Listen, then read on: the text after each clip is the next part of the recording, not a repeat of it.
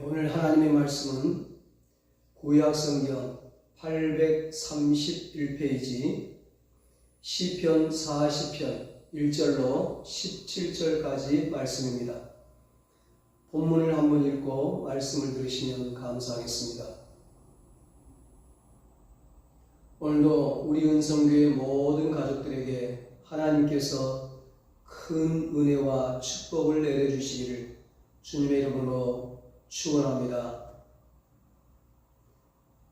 오늘은 하나님이 수렁에서 건져주십니다. 이런 제목으로 함께 은혜를 나누겠습니다. 따뜻한 봄날입니다. 봄은 그냥 오지를 않은 것 같습니다. 추운 겨울을 지나야, 긴 겨울을 지나야 비로소 봄이 오는가 봅니다. 봄은 누가 오게 하는 것입니까? 하나님이 오게 하십니다. 자연의 봄도 인생의 봄도 다 하나님이 오게 하시는 것입니다. 천지 만물을 창조하시고 인간의 생사화복을 주장하시는 창조주 하나님, 살아계신 하나님, 전능하신 하나님께서 오게 하십니다. 우리 인생에도 긴 코로나의 겨울이 언제쯤 지나갈까 염려했는데 하나님께서 따뜻한 인생의 봄날을 맞이하게 해주셨습니다. 이스라엘의 위대한 왕이었던 다윗의 인생에도 긴 인생의 겨울이 있었습니다. 그런데 하나님께서 그의 인생에 봄이 오게 하셨습니다. 다윗은 본문 2절에서 나를 기가 막힐 운덩이와 수렁에서 끌어올리시고 내 발을 반석 위에 두사 내 걸음을 견고하게 하셨도다 고백합니다. 웅덩이는 감옥과 같은 환경을 말하고 수렁은 내 힘으로는 도무지 빠져나올 수 없는 늪을 말합니다.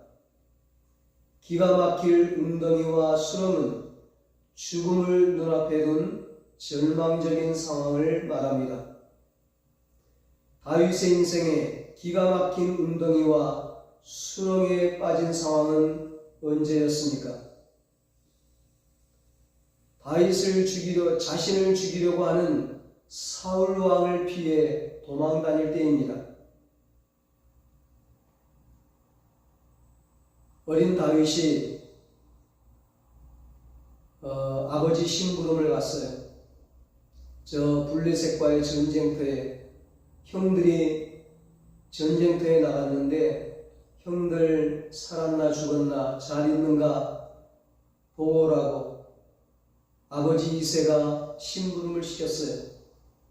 그 어린 목동 다윗이 죽음을 무릅쓰고 전쟁터에 나갑니다.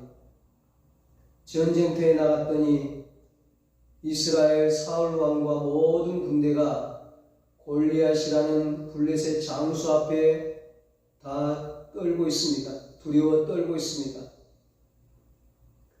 그때 다윗이 물맷돌을 가지고 하나님 믿고 의지하여 나가서 골리앗을 무너뜨리고 블레셋과의 전쟁에서 승리하게 됐습니다. 그때 사울 왕과 이스라엘 군대와 다윗이 예루살렘 성으로 승전가를 부르고 오는데 백성들이 그 길가에 서서 환영을 하는 거예요. 사울은 천천히요 다윗은 만만히로다. 사울 왕보다 다윗을 더 높이는 겁니다. 그때 사울 왕이 시기가 났어요. 그래서 다윗을 죽이려고 합니다. 그때 다윗이 광야로 도망을 친 거예요. 다윗은 먹을 것이 없는 광야에서 하루 이틀도 아니고 10년을 넘는 세월을 도망다니면서 몇 번이나 죽을 고비를 넘겼습니다. 사울 왕이 추격해서 체포 직전에, 잡혀서 죽기 직전에 기적적으로 살아날 때도 많았습니다. 다윗은 더 이상 이스라엘 땅에서는 도망갈 곳이 없었습니다. 숨을 곳이 없었어요. 그래서 국경을 넘어서 골리앗, 자기가 죽였던 그 블레셋 나라 골리앗의 고향인 블레셋 땅으로 도망을 갔어요. 다윗이 블레셋 땅에 도착하자 블레셋 사람들은 골리앗 장군을 죽인 다윗을 알아보고 죽이라고 외칩니다. 다윗은 침을 질질 흘리고 미친 척하면서 죽음의 위기를 벗어납니다. 다윗의 인생은 기가 막힌 고난과 괴로움이 되풀이되는 인생이었습니다. 우리의 삶도 기가 막힐 웅덩이와 수렁에 빠질 때가 있습니다. 이런 고난의 때에 우리는 어떻게 해야 합니까? 첫째로 과거에 도우신 하나님을 찬송하며 기다려야 합니다. 1절에 내가 여호와를 기다리고 기다렸더니 귀를 기울이사 나의 부르짖음을 들으셨도다 말씀합니다. 사람은 누구에게나 고난이 있습니다. 광야와 같은 이 세상, 험한 세상 살아가다 보면 고난이 있어요.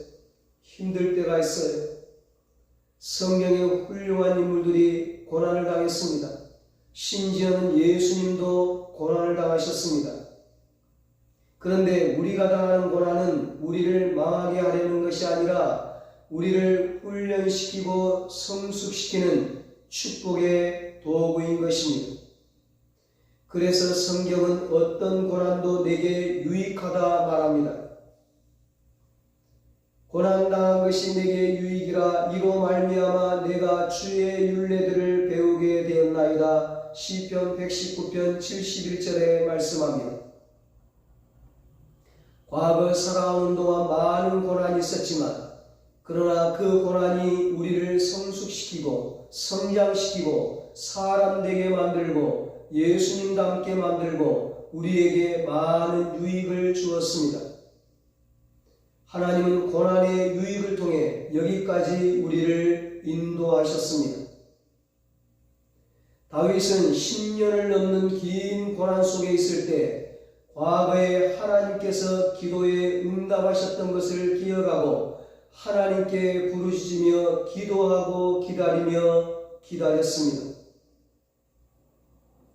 다윗은 기가 막힐 웅덩이와 수렁에 빠져 하나님의 구원의 손길을 기다리는데 그냥 손을 놓고 가만히 앉아서 기다리지 않았습니다.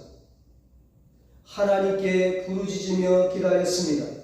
하나님께 간구하며 기다렸습니다.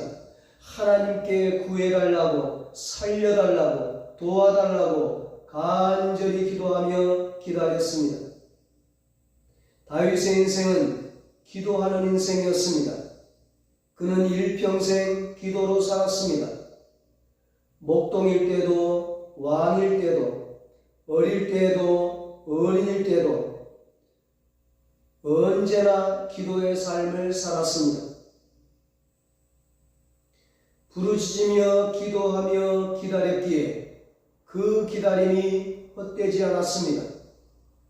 언제나 기다림에 좋은 결과가 있었습니다. 응답의 역사가 있었습니다. 부르짖으며 기다리고 기다렸더니 하나님께서 귀를 기울이사 그 부르짖음을 들으시고 기가 막힐 웅덩이와 수렁에서 건져주셨습니다. 다윗은 낙심하지 않고 의심하지 않으며 믿음으로 응답하실 때까지 기다리고 기다렸습니다. 여러분, 믿음이 무엇입니까? 믿음은 하나님의 살아계심을 믿는 것입니다. 히브리서 11장 6절에 말씀합니다. 믿음이 없이는 하나님을 기쁘시게 하지 못하나니 하나님께 나아가는 자는 반드시 그가 계신 것과 또한 그가 자기를 찾는 자들에게 상 주시는 이심을 믿어야 할지니라. 아멘. 다윗이 살아계신 하나님을 믿음으로 기다렸더니 하나님이 기가 막힐 웅덩이와 수렁에서 건져주셨습니다. 내가 스스로 수렁에서 빠져나온 게 아니고 하나님께서 건져주셨다는 것입니다.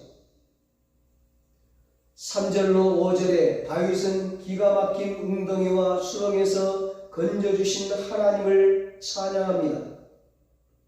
새 노래 곧 우리 하나님께 올릴 찬송을 내 입에 두었으니 많은 사람이 보고 두려워하여 여호와를 의지하리로다. 여호와를 의지하고 교만한 자와 거짓에 치우치는 자를 돌아보지 아니하는 자는 복이 있도다. 여호와 나의 하나님이여, 주께서 행하신 기적이 많고 우리를 향하신 주의 생각도 많아 누구도 주와 견줄 수가 없나이다. 내가 널리 알려 말하고자 하나 너무 많아 그 수를 셀 수도 없나이다. 아멘. 하나님은 교만하지 않고 겸손히 하나님을 의지한 자, 거짓이 없고 정직한 자에게 복을 주신다고 찬양합니다. 다윗은 자신의 인생에 일어난 기적이 너무 많아 셀 수가 없다고 찬양하고 있습니다. 다윗은 고난이 올 때마다 찬양을 했습니다. 입술에 찬양이 흐르는 순간 이미 그 고난을 이긴 것입니다. 사도 바울은 빌립보 감옥에 갇혀 있을 때 찬양했습니다. 고난의 때에 원망하지 않고 감사 찬송을 하자 감옥 문이 열렸습니다. 막힌 것이 열렸습니다. 묶였던 것이 다 풀렸습니다. 기적이 일어났습니다. 여러분, 찬송을 부르십시오. 특별히 고난의 때에 찬송하십시오. 감옥 문이 열리게 될 것입니다. 막혔던 것이 열리게 될 것입니다. 묶였던 것이 다 풀리게 될 것입니다. 축복의 문이 활짝 열리게 될 것입니다. 내 영이 살게 되고 내 마음이 살게 되고 내 육체가 살게 될 것입니다. 가정이 살게 되고 교회가 살게 되고 일터가 살게 될 것입니다. 여러분, 고난의 때에 우리가 기다리는데 어떻게 기다려야 할까요? 둘째로 하나님의 선하신 계획을 믿고 기다리십시오. 6, 8절에 말씀합니다. 8절에 나의 하나님이여, 내가 주의 뜻 행하기를 즐기오니 주의 법이 나의 심중에 있나이다 하였나이다. 아멘. 다윗은 자신의 인생에 일어나는 모든 일에 대해 하나님의 선하신 뜻이 있다고 고백합니다. 다윗은 고난 속에서 주의 뜻 행하기를 즐깁니다. 이 말은 고난당할 때 내가 알지 못하는 하나님의 계획이 있음을 믿고 즐겁게 기다린다는 것입니다.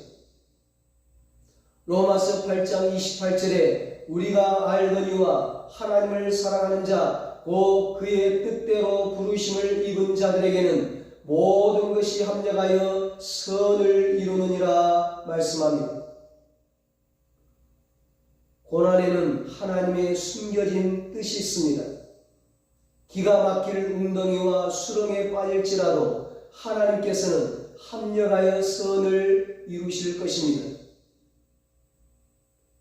이 땅에 태어난 것이 우연이 아닌 것처럼 우리의 삶에 닥쳐오는 고난 또한 우연이 아닙니다. 우리의 삶에 나타난 고난 앞에 지지 말고 고난 너머에 계신 하나님의 계획을 믿고 기다리십시오. 고난의 뒤편에 여호와 일의 축복이 있습니다. 로마서 8장 29절에 말씀합니다.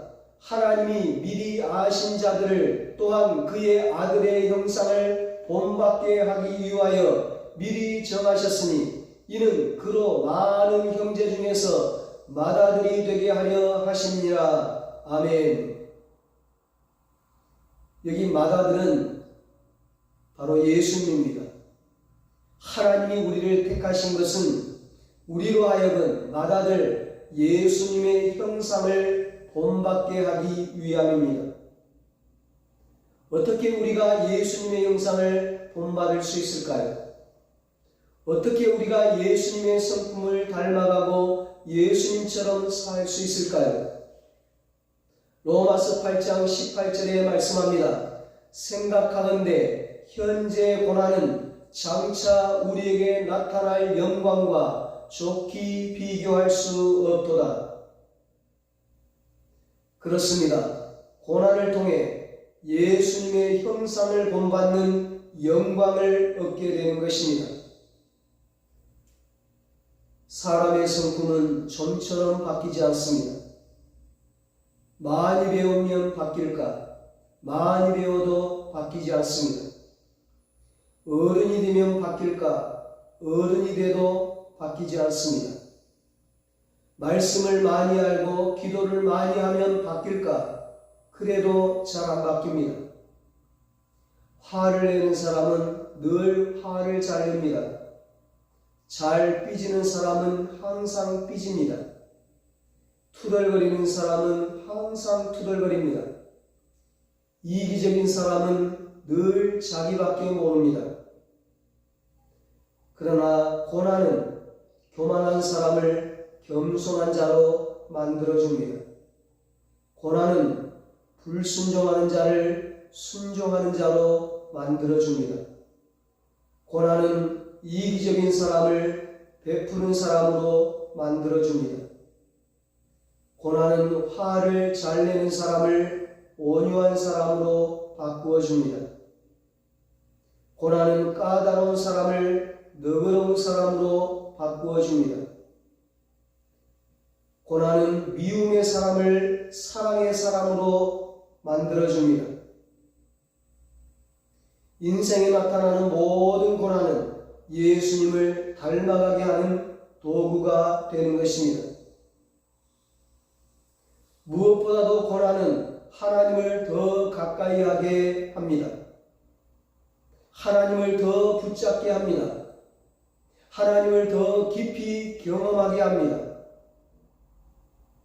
하나님은 요셉을 감옥에 갇히지 않게 할 수 있었습니다. 하나님은 야곱을 외삼촌 집에 도망가지 않도록 할 수 있었습니다. 하나님은 모세를 살인자가 되어 미디안 광야로 도망가지 않게 할 수 있었습니다. 하나님은 사드락과 메삭과 아벳느고를 풀무불 속에 들어가지 않게 할 수 있었습니다. 하나님은 다니엘을 사자굴 속에 들어가지 않게 할 수 있었습니다. 하나님은 바울이 타고 있는 배가 풍랑을 만나지 않게 할 수 있었습니다. 하나님은 왜 고난을 허락하셨을까요? 고난 속에서 살아계신 하나님을 경험하고 하나님과 더 가까이 할 수 있기 때문입니다. 모든 고난은 하나님을 가까이 하게 하고 하나님을 붙잡게 하고 하나님을 바라보게 하고 하나님을 더욱 의지하게 만들어줍니다. 살아계신 하나님을 더 깊이 경험하고 체험하게 만들어줍니다. 사도 바울이 고린도후서 1장 8절로 9절에서 이렇게 고백합니다. 힘에 겹도록 심한 고난을 당하여 살 소망까지 끊어지고 우리는 우리 자신이 사형 선고를 받은 줄 알았으니 이는 우리로 자기를 의지하지 말고 오직 죽은 자를 다시 살리시는 하나님만 의지하게 하시니라. 아멘. 큰 고난을 만났을 때 살 소망이 없어지고 사형 선고를 받았다고 한 바울에게 하나님께서는 고난을 주신 이유가 하나님만 의지하게 하심이라고 말씀하셨습니다. 세상 의지하지 말고 너 자신도 의지하지 말고 오직 하나님만 의지하라. 그래야 사명을 감당할 수 있다. 그래야 하나님의 역사를 볼 수 있다. 그래야 온전히 하나님을 증거하고 찬양하고 하나님께만 영광 돌릴 수 있다. 이것이 하나님께서 바울에게 고난을 허락하신 이유였습니다. 지금 고난 중에 있습니까? 고난의 시간이 길게 이어집니까? 오직 하나님만 의지하고 하나님의 선하심을 믿고 기다리시기 바랍니다. 하나님께서 깊은 웅덩이와 수렁에서 건져주실 것입니다. 여러분, 우리가 고난의 때에 기다리는데 어떻게 기다려야 할까요? 마지막으로 하나님의 은혜를 기대하며 기다리십시오. 11절에 말씀합니다. 여호와여 주의 긍휼을 내게서 거두지 마시고 주의 인자와 진리로 나를 항상 보호하소서. 다윗은 인생에 닥친 고난 앞에 하나님의 은혜를 구합니다. 13절에도 여호와여 은총을 베푸사 나를 구원하소서. 여호와여 속히 나를 도우소서 부르짖습니다. 다윗은 하나님의 은혜로 보호해달라고 기도하고 또 하나님의 은총을 베풀어 달라고 기도합니다. 사랑하는 여러분, 고난 속에 있습니까? 세상 쳐다보며 한숨 짓고 낙담하지 마시고 하늘을 바라보며 하나님의 은혜, 하나님의 은총을 구하십시오. 다윗은 오늘 본문 시편 40편 17구절 중에서 여호와를 9번, 하나님을 4번, 총 13번 하나님 여호와를 불렀습니다. 다윗은 고난 속에서 하나님의 이름을 부르며 하나님의 은혜를 구하고 기다렸습니다. 다윗은 온 세상에 하나님의 인자하심, 즉 하나님의 은혜가 충만한 것을 알고 체험했고 믿었습니다. 우리는 하나님의 은혜에 눈을 떠야 합니다. 온 세상에 하나님의 은혜가 있습니다. 온 세상에 하나님의 은혜가 충만하다는 것을 아는 사람은 하나님의 은혜를 기다릴 수 있습니다. 하나님은 은혜를 베풀어 주시기를 기뻐하시는 분이십니다. 하나님의 은혜가 있음을 알고 하나님의 은혜를 구하는 자에게는 반드시 은혜를 부어주십니다. 아무리 죄가 많다 해도, 큰 실수를 했다 해도 은혜를 구하면 하나님은 은혜를 주십니다. 하나님의 은혜는 긴 고난 속에 있는 우리에게 가장 큰 희망입니다. 하나님의 은혜를 잊기 위해서는 하나님의 은혜의 보좌 앞에 담대히 나와야 합니다. 히브리서 4장 16절에 말씀합니다. 그러므로 우리는 긍휼하심을 받고 때를 따라 돕는 은혜를 얻기 위하여 은혜의 보좌 앞에 담대히 나아갈 것이니라. 아멘. 이 시편이 총 150편인데 그 중에 73편을 다윗이 썼습니다. 그 중에 56편에서 60편까지를 다윗의 믹담시라고 합니다. 믹담시는 황금시라는 말입니다. 아주 중요한 시라는 거죠. 믹담시 5편 중에 3편이 하나님의 은혜를 구하는 시입니다. 시편 56편 1절, 57편 1절에 하나님이여 내게 은혜를 베푸소서, 하나님이여 내게 은혜를 베푸소서. 다윗은 하나님의 은혜를 구했습니다. 다윗은 지식으로만 하나님을 알았던 것이 아닙니다. 때를 따라 도우시는 은혜를 수도 없이 많이 체험했습니다. 다윗의 신앙은 체험적 신앙이었습니다. 우리 기독교 신앙은 체험적 신앙입니다. 성경에 보면 다윗이 하나님 마음에 합한 자라고 했습니다. 하나님 마음에 쏙 드는 자. 다윗은 배운 것도 없었지만 학교도 제대로 못 다녔지만 이스라엘의 위대한 왕이 되었습니다. 어떻게 왕이 될 수 있었습니까? 하나님 마음에 합해서, 하나님 마음에 쏙 들어서 하나님이 들어 세우셨습니다. 다윗이 하루아침에 하나님 마음에 합한 자가 된 것이 아닙니다. 숱한 고난 속에서 하나님을 기다리면서 하나님의 은혜를 체험하고 하나님 마음에 합한 사람이 되었습니다.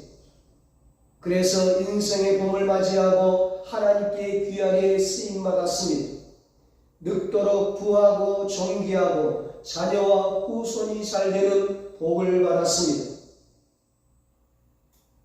이런 인생의 봄이 우리 은성교의 모든 가족들에게도 찾아오게 되기를 예수님의 이름으로 축원합니다. 기도하겠습니다. 하나님 아버지,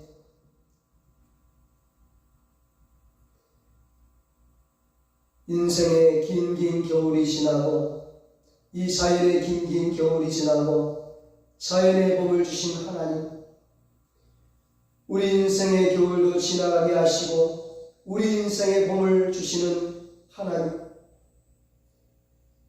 그 하나님 앞에 나와 고난의 때에 부르짖으며 기도하며 기다리게 하여 주시옵소서. 합력하여서 누리시는 하나님의 은혜를 믿음으로 바라보며 기다리게 하여 주시옵소서. 하나님 앞에 은혜를 구하고 은혜를 소망하며 하나님께서 고난에서 수렁에서 건져주실 것을 기대하며 믿음으로 기다리게 하여 주시옵소서. 그래서 우리 모두가 다 하나님 마음에 합한 사람들이 되어서 다윗처럼 인생의 봄을 맞이하고 하나님 앞에 존귀하게 쓰임받게 하여 주시옵소서. 이제는 우리 주 예수 그리스도의 무한하신 은혜와 하나님 아버지의 사랑하심과 성령님의 위로하시고 교통하시고 영원토록 함께 하시는 은혜가 다윗처럼 인생의 봄을 맞이하여 하나님 앞에 존귀하게 쓰임받기로 다짐하는 사랑하는 모든 성도들과 저들의 가정과 자녀들과 사업과 직장 위에 이 나라 이 민족 위에 이제로부터 영원토록 함께 있을지어다. 아멘.